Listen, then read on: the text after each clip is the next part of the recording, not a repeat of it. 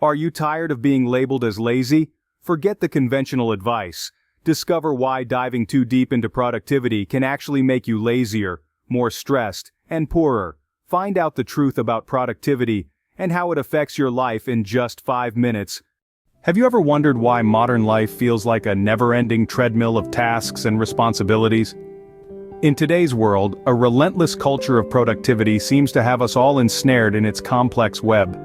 It's like a high-stakes game, where the objective is to keep juggling work, chores, family, and personal time without dropping any balls. In this hyper-connected era, we're perpetually on the clock, ticking off tasks from an endless list of responsibilities. We're always hustling, striving to squeeze every last drop of productivity from our waking hours. But in this whirlwind of activity, are we losing sight of what truly matters? We're caught in a paradox.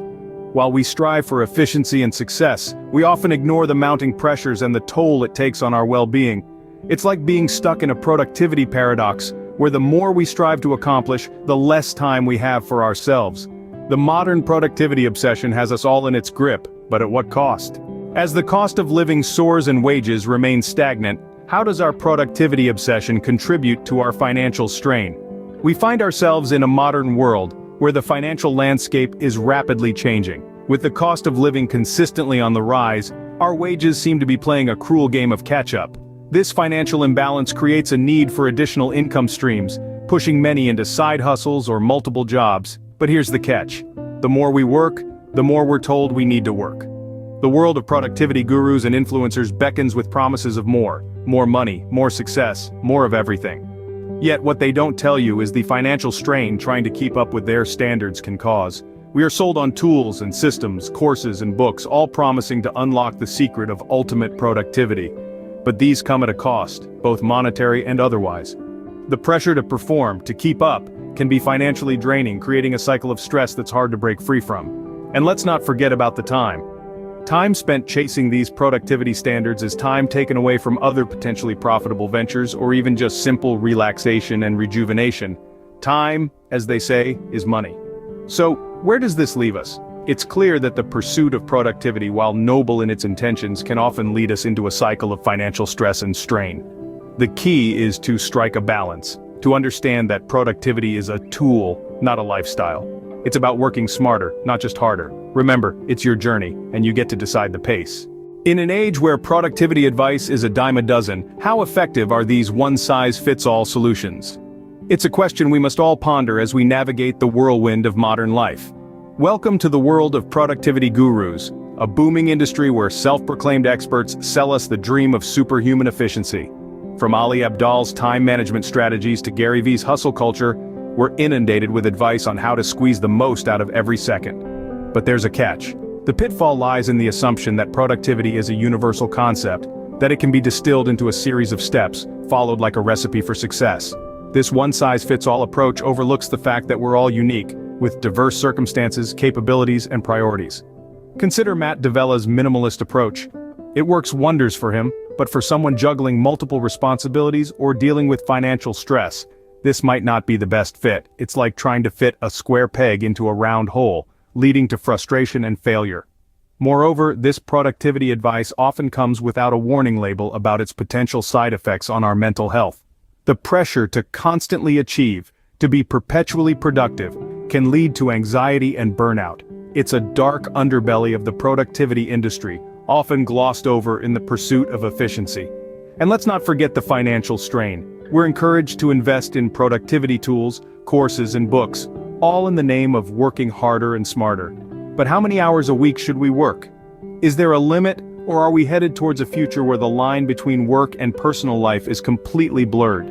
The productivity gurus may have the best intentions, but their advice can often lead us down a path of stress and anxiety. It's essential to remember that productivity isn't about working harder, it's about working smarter, understanding our limits, and prioritizing our well-being. So before you jump on the next productivity trend, take a moment to ask yourself, is this really what you need, or are you just trying to keep up with the productivity Joneses? Have you heard of toxic productivity? It's a term that's gaining traction, and for good reason. Imagine a pendulum. On one side, we have idleness, and on the other, an extreme focus on productivity. This extreme is where we find the concept of toxic productivity.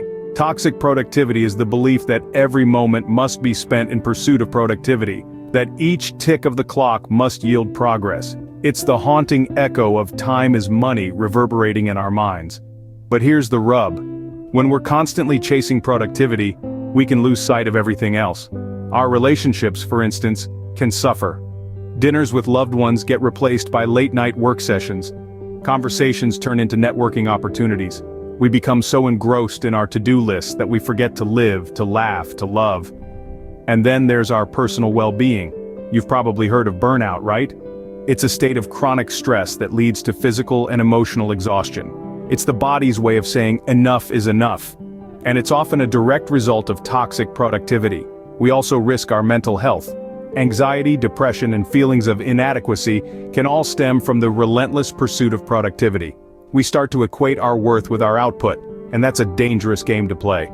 Toxic productivity is a dark side of our modern obsession with getting things done, often at the expense of our mental health and personal relationships. What if we told you that the most productive people can actually bring down their colleagues and create a toxic work environment?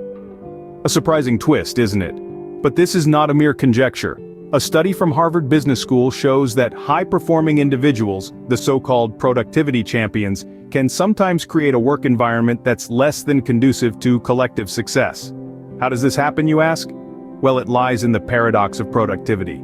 The study found that these high-performing individuals often become the go-to people in their teams. They are quick to take on tasks, solve problems, and get things done. But this can lead to a scenario where the rest of the team becomes overly reliant on them, which stunts their own growth and development. This pattern can create a vicious cycle. The more these high performers do, the less others feel the need to step up. Over time, this dynamic can lead to decreased overall productivity and team morale, creating a toxic work environment. In the long run, this paradox of productivity can even have financial implications. This toxicity can lead to high employee turnover, increased stress, and lower overall productivity, all of which can impact a company's bottom line. But here's the kicker. These high performers often don't realize the negative impact they're having. They're just doing what they know best, being productive. But productivity should never be a competition. It's not about who can do the most work or who can stay the longest at the office. Productivity is about balance.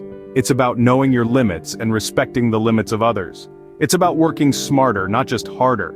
And most importantly, it's about creating a supportive work environment where everyone can thrive. So if you're one of these high performers, take a step back. Encourage others to take the lead. Share your knowledge and experience. And remember, your productivity shouldn't come at the expense of others. Productivity is not a solitary pursuit. It's a collective effort. And if left unchecked, it can create a toxic work environment. So, how do we escape the relentless cult of productivity? It starts with reevaluating our priorities. The first step is understanding why this culture persists. One compelling reason is societal pressure. We live in a world that glorifies busyness, where people wear their lack of sleep and overfilled schedules like badges of honor. This societal norm of hustling non-stop has been perpetuated by influencers like Gary Vee and Alex Hormozy, who advocate for working harder as the key to success. The second reason is the fear of being left behind. In this fast-paced world, taking a break or slowing down can feel like a luxury we can't afford. We're constantly bombarded with messages that we should be doing more, achieving more. This fear is often exploited by productivity gurus like Ali Abdaal and Matt D'Avella, who sell one-size-fits-all solutions to our productivity woes. The third reason is the illusion of control. We often equate busyness with progress. The more we do, the more we feel in control of our lives. But this couldn't be further from the truth. Working harder will not necessarily make you rich, and it certainly won't guarantee happiness. So, what's the solution? It's time to rethink our approach to productivity. Instead of focusing on doing more, let's focus on doing what matters. This means setting clear priorities and making conscious decisions about how we spend our time. We need to redefine productivity from being merely about output to being about value. This shift requires us to be mindful of our actions and decisions, to choose quality over quantity, and to understand that productivity tools are just that, tools. They are not a measure of our worth. Finally, we need to prioritize our well-being. This means setting boundaries between work and personal time, making time for rest and relaxation, and understanding that it's okay to say no. It's not about working less, but about working smart. It's about recognizing that our value doesn't lie in how many hours we work, but in the impact of our work. Escaping the cult of productivity is about more than just doing less. It's about finding balance, prioritizing our well-being, and choosing mindful productivity over mindless busyness. Step into the realm of financial finesse with Smart About Money Channel, your go-to hub for wealth planning insights, money management tips, and more. Dive into our wealth of videos, old and new, for a treasure trove of knowledge.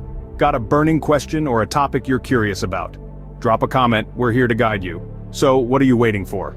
Subscribe now, and let's make your money work smarter, not harder.